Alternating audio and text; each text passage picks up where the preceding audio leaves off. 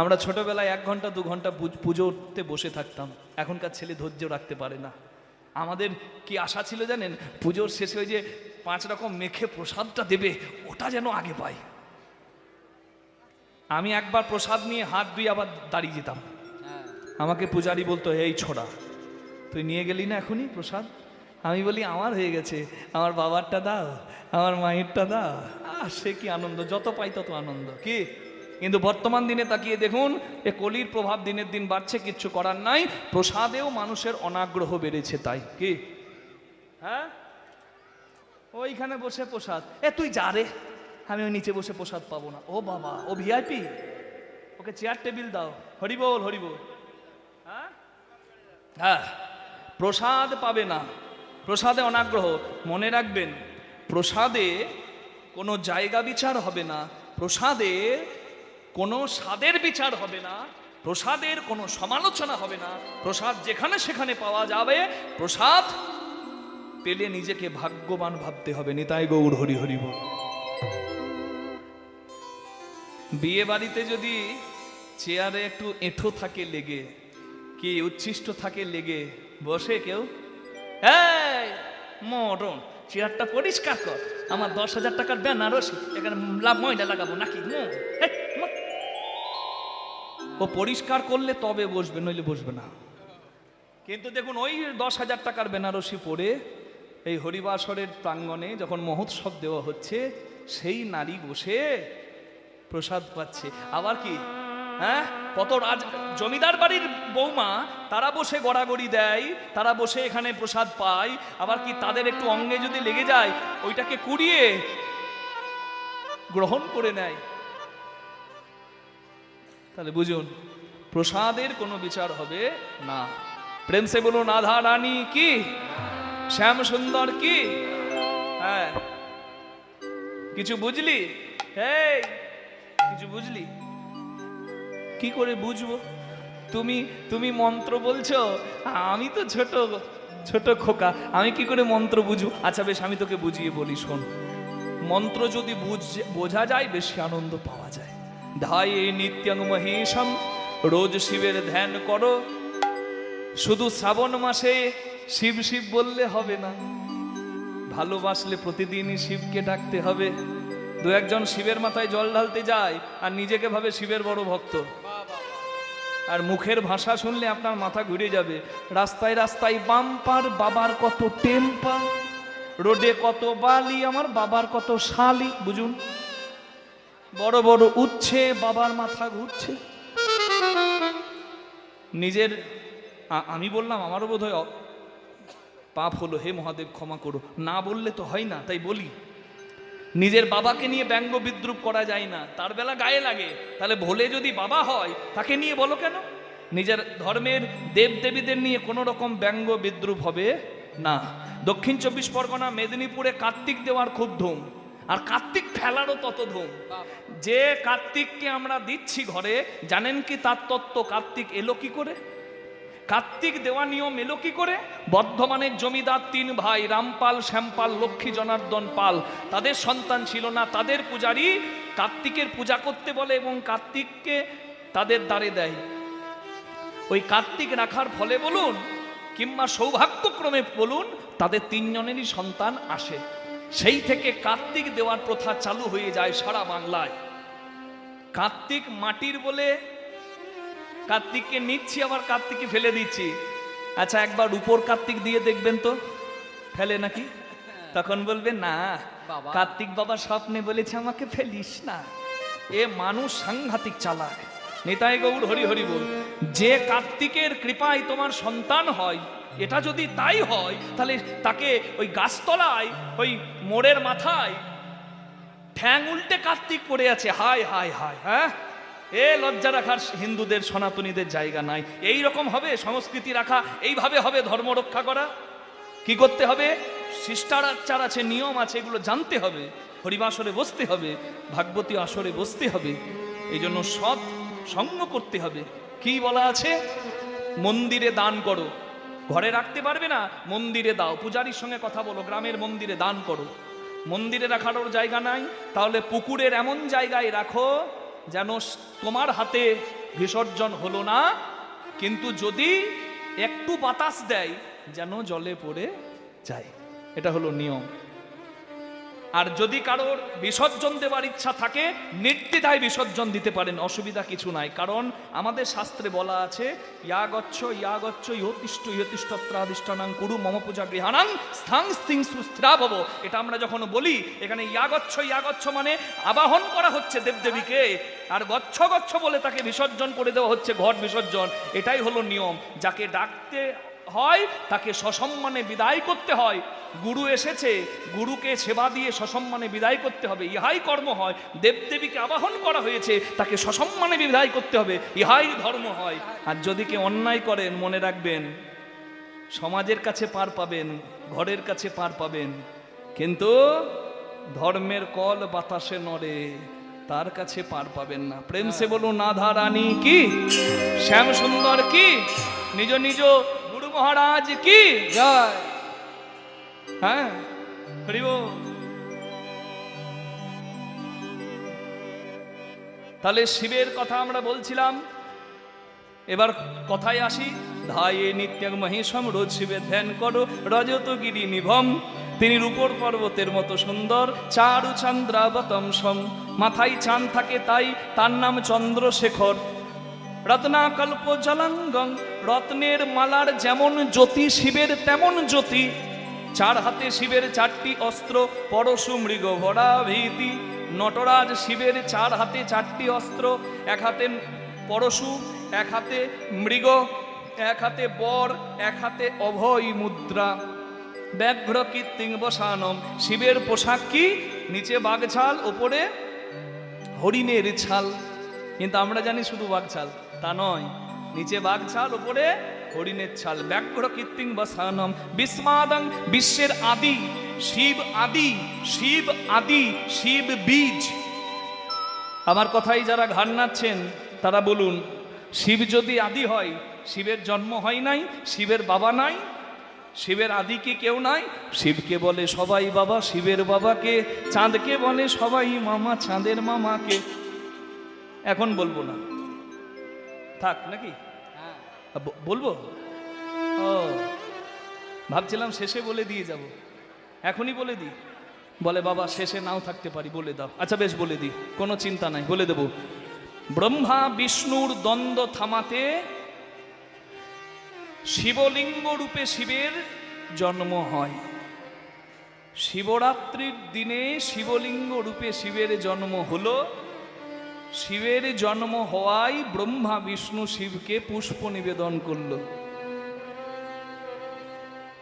তাহলে যেহেতু বিষ্ণুর নাভিপদ্ম থেকে ব্রহ্মার জন্ম এবং ব্রহ্মা বিষ্ণুর দ্বন্দ্ব দেখে শিবলিঙ্গের আবির্ভাব হলো, তাই অনেকে ভাবে শিবলিঙ্গ হচ্ছে জগতের সৃষ্টি আর সৃষ্টিকর্তা ব্রহ্মা, তাহলে শিবের বাবা ব্রহ্মা, তার বাবা বিষ্ণু।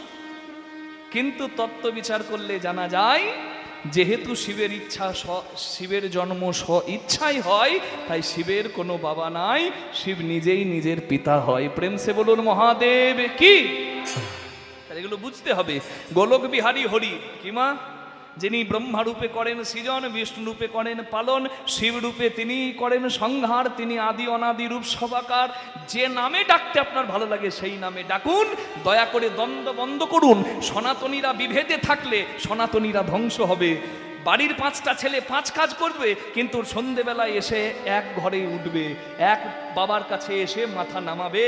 তাই বলি সবার ঠাঁই, যারা শিব ভক্ত তারা শৈব, যারা কালী ভক্ত তারা শাক্ত, যারা গণেশ ভক্ত তারা গানভক্ত, যারা সূর্য ভক্ত তারা সৌর, যারা হরি ভক্ত তারা বৈষ্ণব। এই 5 পদ্ধতিতে আপনি ভগবত ভক্তি অর্পণ করতে পারেন, কিন্তু মনে রাখবেন ধর্ম সনাতন, আপনি সনাতনী। তাই দ্বন্দ্ব বন্ধ করে আমরা যেন এক হতে পারি, না হলে ভবিষ্যৎ খুব খারাপ হবে। নিতাই গৌর প্রেমানন্দে হরি হরি বল। চাঁদকে বলে সবাই মামা, চাঁদের মামাকে। চাঁদের মামাকে আছে মহাভারতে। চাঁদ অংশ অবতারে অভিমন্যু রূপে জন্ম নেয় মহাভারতে। যেহেতু অভিমন্যের মামা কৃষ্ণ, তাই আমরা বলি চাঁদের মামা কৃষ্ণ। সবাই দুটি হাত তুলে বলুন একসঙ্গে, জয় রাধা রমন জয় কুঞ্জ বিহারী, জয় রাধা রমন জয় কুঞ্জ বিহারী, করতালি দিয়ে জয় রাধা রমন জয় কুঞ্জ বিহারী, জয় রাধা রমন জয় কুঞ্জ বিহারী, জয় রাধা রমন মনিটরটা একটু পরিষ্কার জয় কুঞ্জ বিহারী, জয় যশোদানন্দন, জয় যশোদানন্দন, গোবর্ধন গিরিধারী, গোবর্ধন গিরিধারী, রাধা রমন জয় কুঞ্জ বিহারী, জয় রাধা রমন জয় কুঞ্জ বিহারী, জয় নবীন নীল দল, জয় শ্যাম সুন্দর, মদন মোহন বংশীধারী, নবীন নীল দল, জয় শ্যাম সুন্দর, মদন মোহন বংশীধারী, জয় যশোদানন্দন, জয় যশোদানন্দন, গোপীজনার হৃদি বিহারী, গোপীজনার হৃদি বিহারী, রাধা রমন জয় কুঞ্জ বিহারী, বলুন গিরিধারী জয় রাধা চাঁদের মামা কি, জয় কুঞ্জ বিহারী, দেখা দাও হে জয় কুঞ্জ বিহারী, হে মোর রাধিকা রম মদন মোহ, দেখা দাও দেখা দাও দেখা দাও দেখা দাও, বলুন গিরিধারী লাল কি, জয় বলুন চাঁদের মামা কি, ওদিকে হলো কি, ওরে সর্বনাশ, বলছি ওদিকে হলো কি, বলছে জয়, মানে কীর্তনিয়া যা বলবে বলুক প্রভু তোমার জয়। আপনাদের জয় দেওয়া দেখে সেই কিপ্টে মানুষের খই ছড়ানো মনে পড়ল। এক কৃপণ জীবনে কোনোদিন 2 টাকা কাউকে দেয়নি, হরিবাসর কমিটিকে 10 টাকা চাঁদা দেয়নি। যখনই চাঁদা চাইতে যাই বাহানা দেখায়, বলে এই বছর বলো না, শরীর চলে না, সব টাকা চলে গেল হাসপাতালে। হ্যাঁ, এখানে 10 টাকা দিল না, আর 10 লাখ দেবে চেন্নাই ভেলোরে। জয় রাধে, কিচ্ছু করার নাই, ঠিক জায়গায় না দিলে এক জায়গায় দিতে হবে। হরি বল। তাই বেটা হার কিপ্টে দেয় না, চেয়ে চিনতে মেয়ের বিয়ে দিয়েছে, তা বেয়াই বাড়ি বেড়াতে যাচ্ছে, মানে মেয়ের শ্বশুর বাড়ি যাচ্ছে, ভাবছে দোকানে মিষ্টি কিনতে গেলে তো 100 টাকার নোট চলে যাবে, দরকার নাই, বাড়িতে ধান আছে, ধান ভাজিয়ে দিই। ধান ভাজালে কি হয়? খই। 5 টাকায় অনেক খই হবে নাকি গো? 1 খোলা খই হয়ে গেছে। ওই নিয়ে যাচ্ছে মেয়ের শ্বশুর বাড়ি, মানে বেয়াই বাড়ি। এদিকে ভগবান বলে তোর বেয়াই বাড়ি যাওয়ার করাচ্ছি, জীবনে 2 টাকা তো দিলি না মন্দিরে, দাঁড়া তোর খই খাওয়ানো করাচ্ছি বেয়াইকে। এমন ঝড় দিয়েছে খই উড়ে পালাচ্ছে। যখন খইগুলো উড়ে যায় কিপ্টের বুক ফেটে যায়। কিপ্টেটা একেবারে চোখের জল ফেলে ফেলেছে, খইগুলো উড়ে যাচ্ছে, তার বুক ফেটে যাচ্ছে। তা যখন খই উড়ে যাচ্ছে সে ভাবছে জগতে যা কিছু হয় সব তো তোমার ইচ্ছাতে হয়, তুমি নাটের গুরু। হ্যাঁ, যে খই উড়ে যাচ্ছে সে খইগুলোকে তখন বলছে আর 2 দিন পরে তো মরবো, ঠাকুরের নামে তো কিছু দিই নাই, তা তুমি চালাকি করে আমার খই উড়াবে? তুমি কত চতুর, আমি আরো চতুর। যে খই উড়ে যাচ্ছে বলছে যা উড়ো খই গোবিন্দায় নমো, যা গোবিন্দের চরণে যা, যা যা গোবিন্দের চরণে যা, উড়ো খই গোবিন্দায় নমো। যে বাবার কালে কিছু দি নাই, এই গোবিন্দের নামে যদি কিছু দিই তাহলে ভালোই ভালোই যেতে পারবো। জয় রাধে। তা আপনাদের জয় দেওয়া দেখে সেই মনে হলো কিপ্টে মানুষের খই ছড়ানো, কীর্তনিয়া যা বলবে বলুক, প্রভু তোমার জয়, যা প্রভু তোমার জয়, মানে যা বলবে বলুক সব প্রভু তোমার জয়। বুঝে বুঝে জয় দিলে বেশি আনন্দ হয়। প্রেম সে বলুন রাধা রানী কি, বিদ্যাপতির হলো কি, হ্যাঁ বিদ্যাপতির হলো তত্ত্ব জ্ঞান।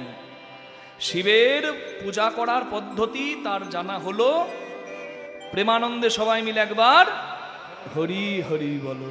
কিন্তু একটা কথা মনে রাখবেন, ভক্তের জীবনে সুখের দিন কম আর দুঃখের দিন বেশি হয়। বিদ্যাপতির ছোট্ট বেলায় বিদ্যাপতি মাকে হারায়। আস্তে কথাটা শুনুন, সময়ের সদ্ব্যবহার করুন। জীবনের সব থেকে বড় দুঃখ কি জানেন? কোনো বাচ্চার যদি মা মারা যায়।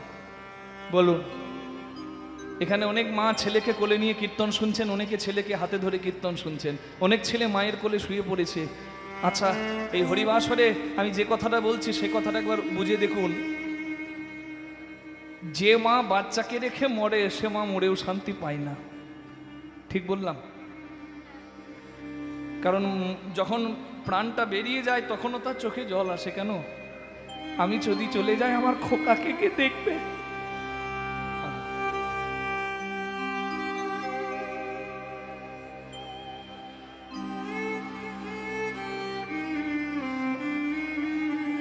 তাই গৌর প্রেমানন্দে হরি বল।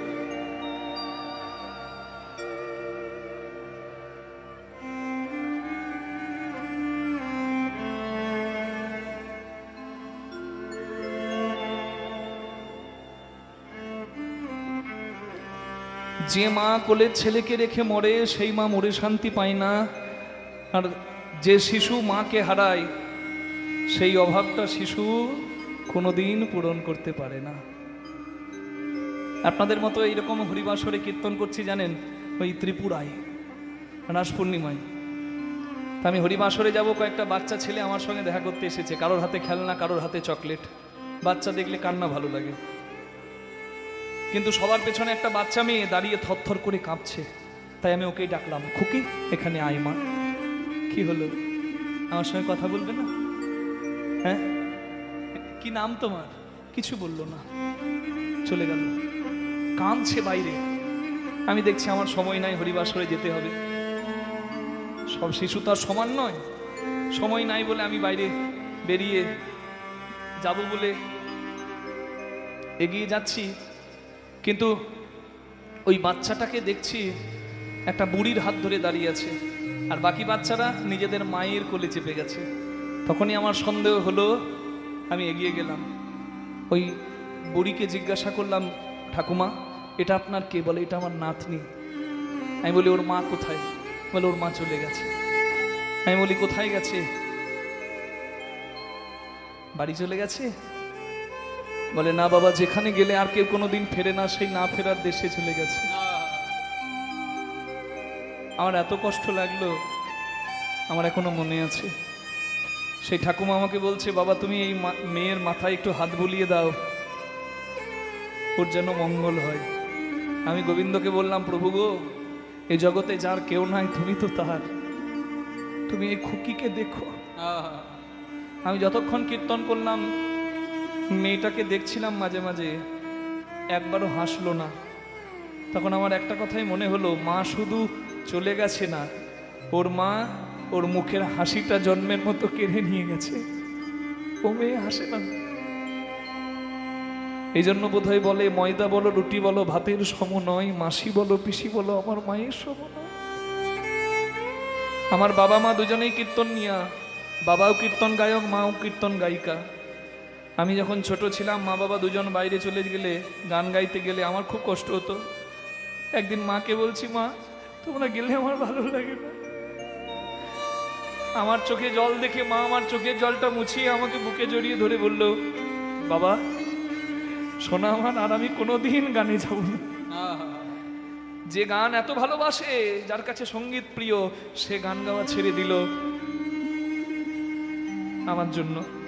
তাই আমি যে হরিবাসরেই দাঁড়ায়, আমি সেখান থেকে মা বাবাকে প্রণাম করি। আমি জীবনে যতটুকু পেয়েছি আমার মা বাবার কৃপা, আমার গোবিন্দের আশীর্বাদে। তা আপনাদেরকেও বলি এখানে দাঁড়িয়ে, মা বাবার আশীর্বাদ মাথায় নেবেন, আপনার জয় জয় হবে। আমি লন্ডন থেকে এই মাস চারেক আগে ফিরলাম, আগস্ট মাসে গিয়েছিলাম কীর্তন গাইতে। আমার খুব সৌভাগ্য, আমি খুব ভাগ্যবান মা, বিদেশের মাটিতে কীর্তন গাইতে যাওয়ার সুযোগ পাই। তা সেখান থেকে সার্টিফিকেট নিয়ে এদেশে ফিরলাম। আমার বাবা আমাকে কলকাতা এয়ারপোর্টে জড়িয়ে ধরে বলছে, তোর মতো ছেলের বাবা আমি, আমার বড় গর্ব, তোর কল্যাণ হোক। আর আমার ওই আশীর্বাদটা না, আমার ওই সার্টিফিকেটের থেকে অনেক বেশি দামি। তাই মা বাবার সেবা করবেন। ওই মরে গেলে 10 গাঁয়ের লোক খাইয়ে লাভ নাই, জীবিত অবস্থায় তাদের ইচ্ছা পূরণ করুন, তাদের আশীর্বাদ মাথায় নিন, আপনাদের জয় জয় হবে। নিতাই গৌর প্রেমানন্দে হরি হরি বল। বিদ্যাপতির ছোটবেলায় মা মারা গেল, তাই তার জীবনটা বড় কষ্টের হলো। যখন সে সব সময় কাঁদে, তার বাবা বলে, শোন, এক মা আছে, সেই মায়ের নাম গঙ্গা মা, তুই সেই মায়ের কাছে যা, মা বলে ডাক, তোর ডাক যদি শুদ্ধ হয় সেই মাই তোকে কোলে নেবে। তাই বাবার কথা মতো মা গঙ্গার কাছে যায়। 1 বছর প্রতিদিন শীত গ্রীষ্ম বর্ষা গঙ্গা স্নান করে, আর মা গঙ্গাকে মা বলে ডাকে। কিন্তু মা গঙ্গা কোলে নিল না, তাই একদিন চোখের জল ফেলে গঙ্গা মায়ের কাছে দাঁড়িয়ে মা গঙ্গাকে বলছে, মা বড় সুখ সারো পাওয়াল তুয়া তীরে, বড় সুখ সারো পাবল তুয়া তীরে, ছড়ইতে নিকট নয়নে বহে নীরে, ছড়ইতে নিকট নয়নে বহে নীরে, কি করব ছপ তপ যোগ ধ্যানে, কি করাব জপি তপ যোগ ধ্যানে, जन्म की तारथ एक ही सिनाने, जन्म की तारीथ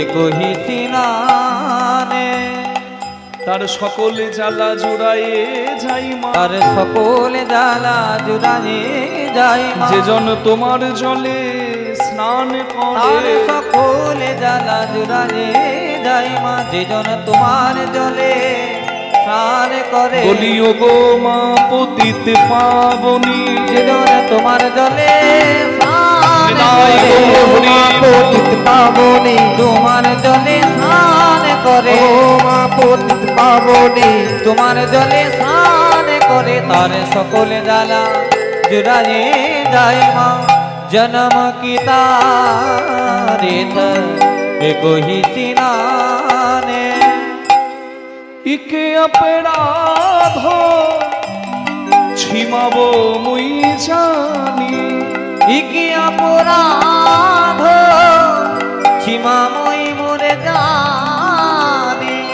মা তোমার জলে স্নান করলে খুব ভালো লাগে। গঙ্গা স্নান করলে মনে আনন্দ হয়, কিন্তু একটা অপরাধেরও ভয় হয়। তোমার জলে স্নান করতে নামলে তোমার জলে আমার পা লাগে। ছোট ছেলেকে যখন তার মা কোলে নেয়, ছোট ছেলের পাটাও তো ভুল করে মায়ের বুকে লাগে, মা তো দোষ দেয় না। আমি তোমার জলে স্নান করতে নামলে তোমার বুকে আমার পা লাগবে, তুমি যেন এই অপরাধ নিও না, আমার অপরাধ নিও না মা, তোমার বুকে পা লাগলো বলে, যেন আমার অপরাধ নিও না মা, তোমার বুকে পা লাগলো বলে, বলিও গো মা পাপ হারি, তোমার বুকে পা নিতাই গৌর লাগলো বলে, মা পাপ হারি, তোমার বুকে পা লাগলো বলে, মা পাপ হারি, তোমার বুকে পা লাগলো বলে, আমার অপরাধ নিও না মা, লাগল মায়ে পায়ে তোমা পানে। সবাই হাত জোড় করুন। এই পদ যে লিখেছে সে হলো বিদ্যাপতি, যার কথা শুনছি তারই লেখা। সে গোবিন্দের অনেক গান লিখেছে, পদ লিখেছে, আমরা কয়েকটা শুনবো। মৈথিলি ভাষার লেখা। বিদ্যাপতির নামে প্রণাম করছি। কেন? যখন তার 6 বছর বয়স তখন এই গান লিখেছে। চিন্তা করুন, আমাদের 60-এ জ্ঞান হয় না, আর যার হবার হয় তার 6-এই হয়। নিতাই গৌর হরি হরি বল। ভনই বিদ্যাপতি সমাদৌত, ধনয়ে বিদ্যাপতি সমাদমত, অন্তকালে জনি বিসরি হুমোয়ে, অন্তকালে জানি বিসরিহি মোহে। আমার বাবা বলেছে তুমি নাকি মা। আমি যদি তোমাকে মা বলি, আমি তো মা মরা ছিলে, আমার মা চলে গেছে আমাকে ছেড়ে। তোমাকে মা বলে ডাকলে তুমি নাকি কোলে নেবে। আমি তো 1 বছর প্রতিদিন তোমাকে মা বলে ডাকি, তুমি তো কোলে নিলে না। আজকে তুমি নাই বা কোলে নিলে, আমি যেদিন মরে যাব, আমাকে যেদিন শ্মশানে পুড়িয়ে দেবে, আমার শরীরটা ছাই হয়ে যাবে।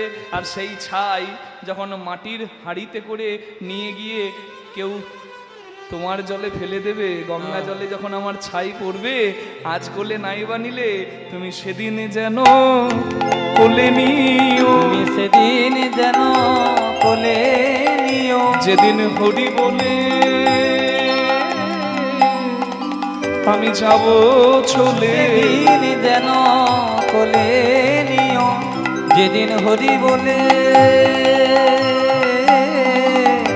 যাব চলে। যেন ঠাই দিও মা তোমার কোলে, যেদিন হরি বলে নিতাই গৌর হরি ঠাই দিও মা তোমার কোলে, হরি বলে যাব ঠাই চলে। দিও মা তোমার কোলে, তুমি সেদিন যেন কোলে নিও, অন্তকালে জানি বিসরিহি মোহে। নম গঙ্গে মা গঙ্গে, মা গঙ্গে নম গঙ্গে, নম গঙ্গে মা গঙ্গে, নম গঙ্গে মা গঙ্গে, নম গঙ্গে মা গঙ্গে, নম গঙ্গে মা গঙ্গে, নম গঙ্গে মা গঙ্গে। বিদ্যাপতি মা, মা তুমি আমার ডাকে সাড়া দিয়েছো মা। বারে ছেলে যদি এত মিষ্টি করে মা বলে ডাকে, কোন মা সাড়া না দিয়ে পারে বল? কি চাস বাবা? মা, মা আমার বংশের উপাস্য দেবতা মহাদেব, আমার বাবা শিবের পূজা করে, আমিও শিবের পূজা করব। আমি তোমার জলে বেলপাতা দিই, তো তুমি আমার দেওয়া বেলপাতা আমার মহাদেবের কাছে পৌঁছে দেবে মা? বেশ, তাই হবে। আমি আশীর্বাদ করছি, তুই মহাদেবের কৃপা পাবি। যা বাবার কাছে গিয়ে বল, আজ থেকে আমি পূজা করব। শিবের পূজা কর, দেখবি ঠিক মহাদেব একদিন কৃপা করবে। 9 বছর বয়সে বিদ্যাপতির পৈতে হলো। মা গঙ্গা বিদ্যাপতিকে কোলে নিয়ে সন্তান স্নেহ দিল। দেখুন, হ্যাঁ, মা মরা ছেলে গঙ্গাকে মা বলে পেল। শুধু তাই নয়, ব্রহ্মজ্ঞান হলো তার। পৈতে ধারণ করে ব্রাহ্মণের ছেলে তো ব্রাহ্মণ হলো। 9 থেকে 18 বছর পর্যন্ত প্রতিদিন শীত গ্রীষ্ম বর্ষা শিবের পূজা করলো। একদিন মহাদেব বাধ্য হয়ে বিদ্যাপতির কাছে দেখা দিল। যখন মহাদেবের জয় দিচ্ছে, কৃপাময় মহাদেব এসে দাঁড়াচ্ছে। উলুধ্বনি করুন সবাই আমার সঙ্গে, জয় দিন। ভোলে বাবা কি জয়, শিব শঙ্কর কি জয়, भोले बाबा की जय, शिव शंकर की जय, रे बाबा की जय, शिव शंकर की जय, ত্রিপুরারি কি জয়, তারণহারি কি জয়, त्रिपुरारी की जय, तारोखारी की जय। শঙ্কর ভোলে ভণ্ডারি, ओ प्रभु जल जल के रीतिकारी, शंकर भोले भंडारी, तुम जल जल के रीतिकारी।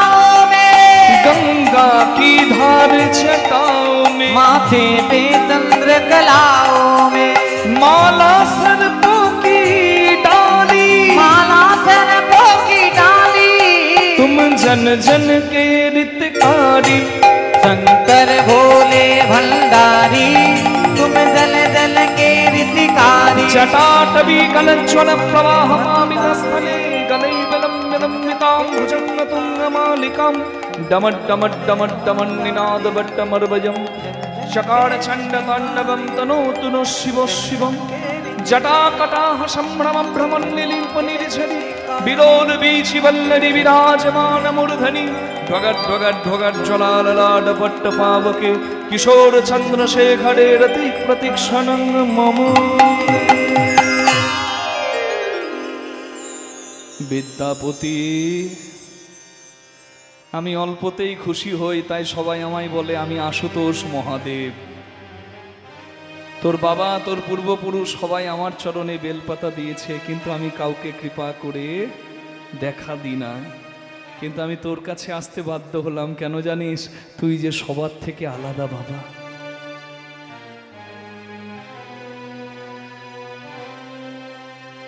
আজকে যাই চাইবি আমার কাছে আমি তোকে তাই দেব। বল তোর কি চাই? স্বয়ং মহাদেব দাঁড়িয়েছে কৃপা করে। বিদ্যাপতি আঁচল পেতে মহাদেবের কাছে ভিক্ষা চাইছে। হে মহাদেব,